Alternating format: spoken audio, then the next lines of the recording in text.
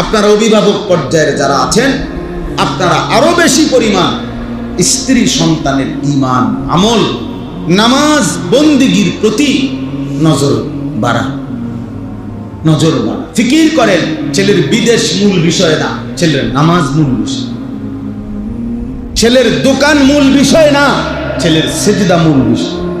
ওর সাথে এটা বোঝাপড়া করেন, বাবা তোমার বিদেশ আমি দায়িত্ব নেন, আমার জিম্মাদারি না যে সুদে টাকা নিয়ে হলেও, কিস্তিতে টাকা নিয়ে হলেও তোমার আমি বিদেশ পাঠাইতেই হবে, এটা আমি জিম্মাদার না বাবা।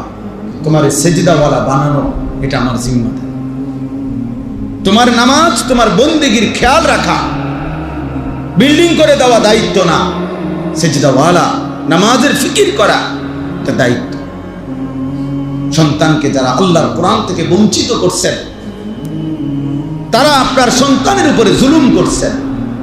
মাদ্রাসায় পড়ান নাই, দিন শিখান নাই, আল্লাহর কোরআন থেকে বঞ্চিত করেছেন। যারা মুসলমান হয়েও আল্লাহর কসম আপনি জুলুম করছেন, আপনি জালেম।